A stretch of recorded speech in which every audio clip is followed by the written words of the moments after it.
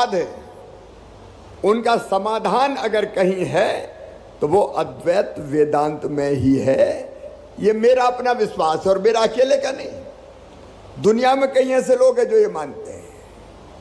आदि गुरु कहाँ केरल से चले, केवल 8 वर्ष की उम्र में चले, 1675 किलोमीटर चल के बीहड़ वनों से होते हुए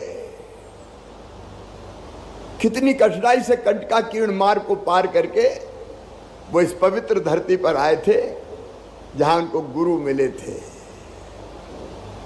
और जब हम लोगों ने नर्मदा सेवा यात्रा निकाली, नर्मदा सेवा यात्रा का विचार आया था सिंहस्थ के दौरान विचार महाकुंभ से।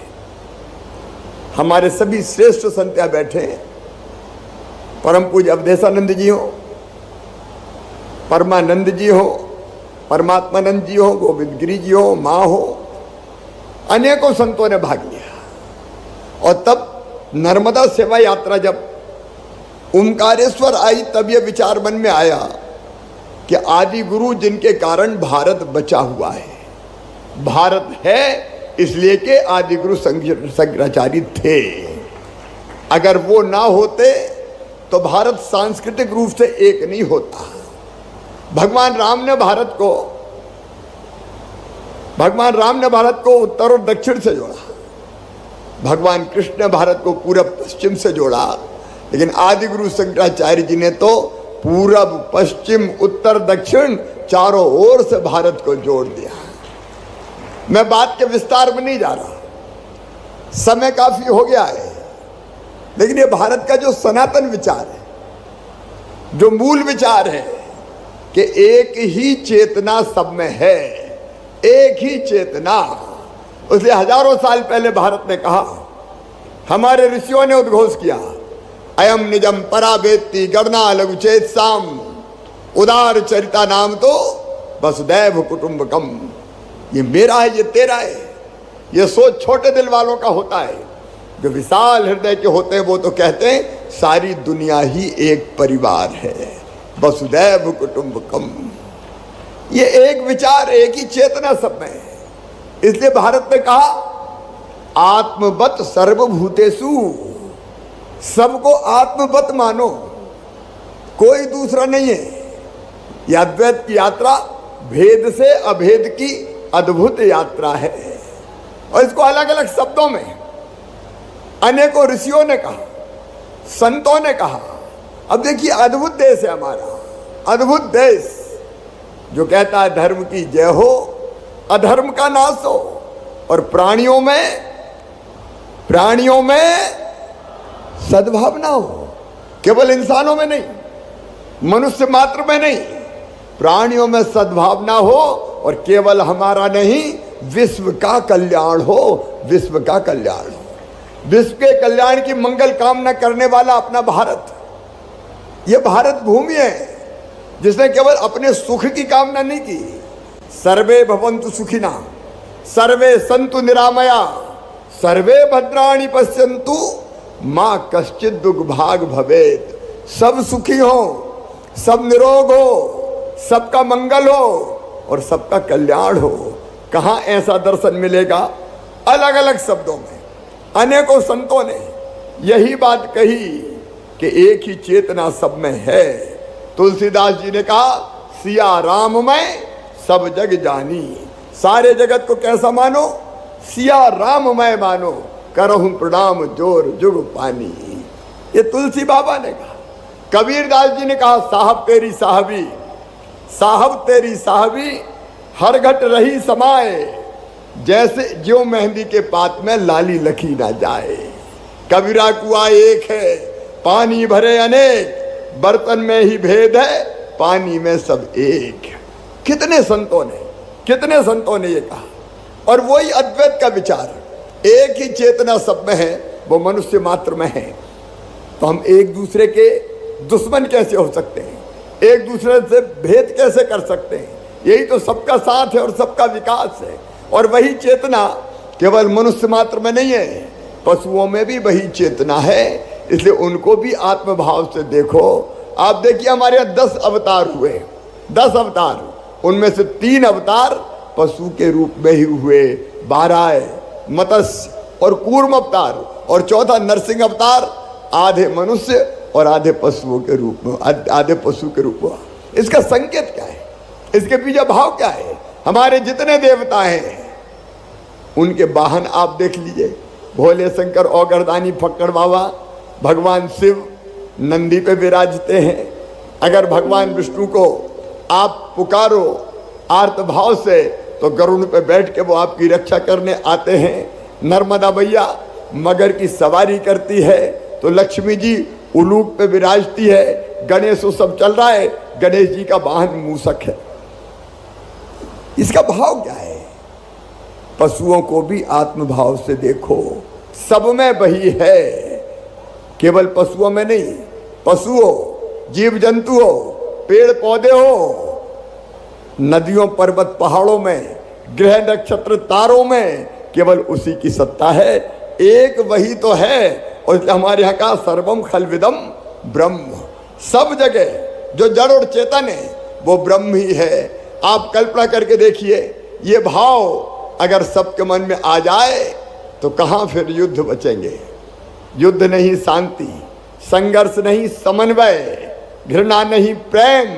ये संदेश केवल अद्वैत ही दे सकता है, केवल अद्वैत ही दे सकता है। और इसलिए मन में ये विचार आया कि आचार्य शंकर ने, आचार्य भगवान ने जिस विचार को पुनर्स्थापित करने का काम किया, उस समय कितने भेद थे, अलग अलग मत, मतांतर, उनके झगड़े, संघर्ष, सबको पंचायतन पूजा से उन्हें एक करने का काम किया, एक करने का काम किया। और मैं अंदर अंतरात्मा से मानता हूं, अंतरात्मा से, कि भौतिकता की अग्नि में दग्ध विश्व मानवता को शाश्वत शांति के पद का दिग्दर्शन कोई कराएगा तो ये अद्वैत दर्शन ही कराएगा, अद्वैत वेदांत ही कराएगा। और कोई दूसरा मार्ग दुनिया के पास नहीं है, और कोई दूसरा मार्ग दुनिया के पास नहीं है। और इसलिए मन में यह विचार आया कि आचार्य भगवान, जिनके कारण आज भारत है, जिनके कारण आज सनातन है, उन आचार्य भगवान की प्रतिमा, जब हम ओमकारेश्वर आए उस समय तो छोटी प्रतिमा थी, तब मन में आया कि एक विशाल मूर्ति आचार्य भगवान की यहाँ स्थापित की जानी चाहिए। और उसमें जो बात आई कि आचार्य शंकर की जो मूर्ति होगी उसका नाम क्या हो, तो एकात्मता की मूर्ति, स्टैचू ऑफ, पूरे भारत को और पूरी दुनिया को जो एकात्मता का संदेश देगी। और ऐसी भव्य मूर्ति, दिव्य, सचमुच में आज तो मैं खड़ा हुआ तो मैं देखते ही रह गया। ऐसा लग रहा था जैसे आचार्य भगवान एक टक देख रहे हो और सब पर आशीर्वाद की वर्षा कर रहे हो, सब पर आशीर्वाद की वर्षा कर रहे हो। ये अद्भुत केंद्र बनेगा संतों की कृपा से, आचार्य भगवान की इच्छा से ये अद्भुत केंद्र बनेगा। एकात्मता की मूर्ति स्थापित हो गई है। इसके बाद अद्वैत लोक का हमने भूमि पूजन कर दिया है। मेरे मन में यह भाव था कि आने वाली पीढ़ियां अद्वैत है क्या ये जाने, और इसलिए हम कोई ऐसी रचना करें कि एक सिरे से अगर हमारे बच्चे हो, नौजवान हो, वो घुसें और दूसरे सिरे से निकलें तो अद्वैत दर्शन उनके दिमाग, मन, मस्तिष्क और आत्मा में बैठ जाए। इसको पीढ़ी, एक पीढ़ी से दूसरी पीढ़ी, तीसरी पीढ़ी, लगातार ये विचार बढ़ता जाए।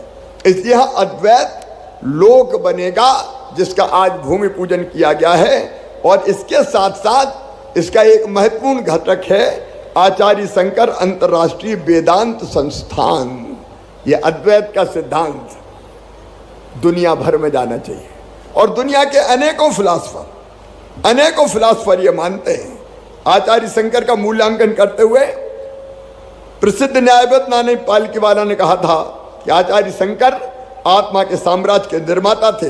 अब तक विश्व के किसी भी देश में जन्मे 10 सर्वश्रेष्ठ महापुरुषों की सूची बनाई जाए तो उसमें आदि शंकराचार्य का नाम सबसे ऊपर होगा, शीर्ष पर होगा। फ्रांस के सुप्रसिद्ध उपन्यासकार और विचारक आंद्रे मालाराक्स का विश्वास था कि आचार्य शंकर का विचार दर्शन भगवत गीता और उपनिषदों को लेकर उनके उपदेश स्वतंत्रता प्राप्ति के बाद भारत का पथ प्रदर्शन करेंगे। एक नहीं, अनेकों चिंतक और विचारक जो दुनिया भर के हैं, उन्होंने इस दर्शन को श्रेष्ठ माना। इसलिए विचार भारत के जन जन के मन में जाए, बच्चों के, बूढ़ों के, नौजवानों के जीवन में भी आए और दुनिया भर में हमारा अद्वैत वेदांत फैले।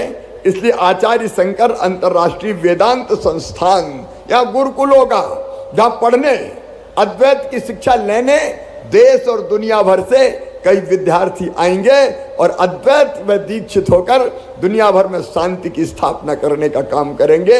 एक अद्भुत, ये तो ज्ञान भूमि है आचार्य भगवान की, ज्ञान भूमि। जहां उनको गुरु मिले थे, यहां से ज्ञान का प्रवाह लगातार संपूर्ण विश्व में होता रहेगा, संपूर्ण विश्व में होता रहेगा। इसी की रचना अब यहाँ होनी है। अभी हम लोगों ने कई कार्यक्रम शुरू किए हैं।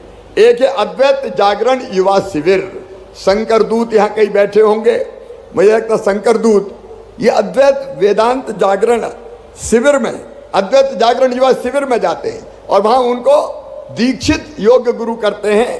अद्वैत वेदांत का जो सिद्धांत है उसमें वैसे ही इतने संत बैठे हैं। मैं संतों को प्रणाम करता हूँ, आपके चरणों में प्रणाम करता हूँ। और एक निवेदन, विनम्र निवेदन सभी संतों से करना चाहता हूँ। एक योजना हमने बनाई है परिव्राजन की, ये विचार जन जन में फैलाना है। इसलिए एकात्मता यात्रा भी निकाली थी। आपको ये बताते हुए मुझे प्रसन्नता है कि गांव गांव वो ये एकात्म यात्रा गई थी और वहां से मिट्टी के कलश भर के हर गांव ने भेजे थे कि जब आचार्य भगवान की मूर्ति लगेगी तो मूर्ति का जो आधार बनेगा वहां हमारे गांव की और जल को भी डाल देना। तो गांव गांव से मिट्टी आई हुई है, लेकिन गांव गांव में ये विचार जाए, इसके लिए परिव्राजन योजना मेरी संतों से प्रार्थना है। श्रेष्ठ संत मंच पर विराजमान है कि आप मध्य प्रदेश में एक ब्लॉक कोई ले लीजिए, एक कोई ब्लॉक ले लीजिए और उस ब्लॉक में आप, ब्लॉक मतलब विकास खंड, एक तहसील से बड़ा होता है, वहाँ आप इस अद्वैत वेदांत के सिद्धांत को जनता के मन में कैसे प्रवेश करे उसका प्रयत्न आप करेंगे तो अद्वैत घर घर पहुंच जाएगा।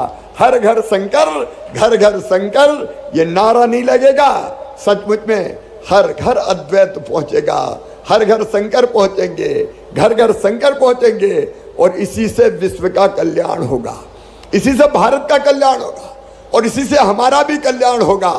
और इसलिए ये प्रार्थना करते हुए समय काफी हो गया है, लेकिन कार्यक्रम भी ऐसा था कि जिसमें इतना समय लगना था। हम लोग और थोड़ी देर बैठेंगे और हमें यहाँ से मार्गदर्शन मिलेगा, यही प्रार्थना करते हुए कि ये कोई कर्मकांड नहीं है, एकात्मधाम कर्मकांड नहीं है।